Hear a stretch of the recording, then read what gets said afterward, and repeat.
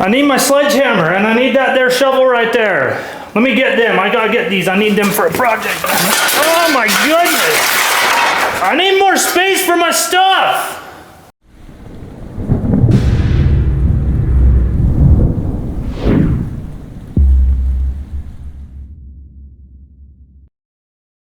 Hey, Provident Preppers, I'm Jonathan. I'm Sam, Provident Prepper Jr. And I'm Mike. I'm the Provident Prepper Jr. I'm his son, and he's his son, and he's my brother. We're all family. We've got a family project going on today. Let me ask you something.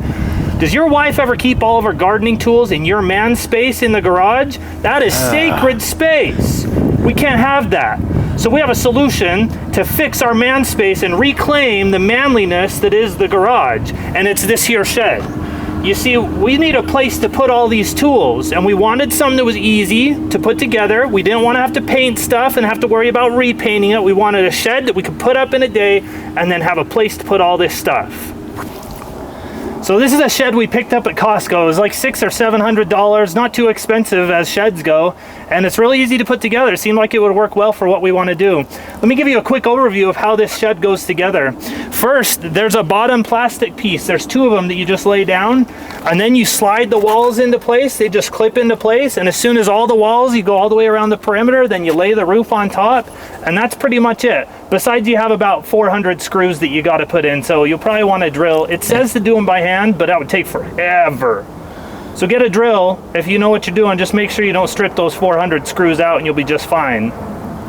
Then we had to put on the doors, a little bit of hardware, but very, very straightforward, pretty easy to do, and we're excited. And it's high quality too. Like it might wiggle a little bit, but even though it's plastic, it's sturdy. It's gonna last a long time. And like I said earlier, the nice thing about these is you don't have to worry about painting wood ever again. It's just plastic. It's gonna be good forever. It might fade a little bit. We don't know. We haven't had them long enough, but it won't require any maintenance at all. So as soon as we had finished the construction on this building, what we did is there were some places that we could drill through into the concrete, and we put some sleeve anchors, yeah. Anchors. Yep. Manly kind. Yep. And then you tighten those down so it cannot blow away. Like you would need a truck to drive into this before it would blow away. Wind isn't going to move it because it's anchored to this concrete pad. We're excited to get with this project. It's going to take a little bit of labor. You know, with a lot of these projects, there's a lot of parts. It's going to take a little bit of labor, but it's really not that overwhelming. So, you know, let's start off. Let's take a look at what's in the box, and we'll go from there. Oh! Ah! Now that I've completed the mic check, you get it? It's Mike. It's Mike. Here's the real box that I didn't switch out with all the stuff in it. You can see most of what's in this box is just going to be plastic panels like this. We just have to put them together. It's pretty simple. There's a lot of screws. Some of it you snap together. We'll show you how that works. Now we're off. We're going to build shed number 2 here in the kitchen garden area.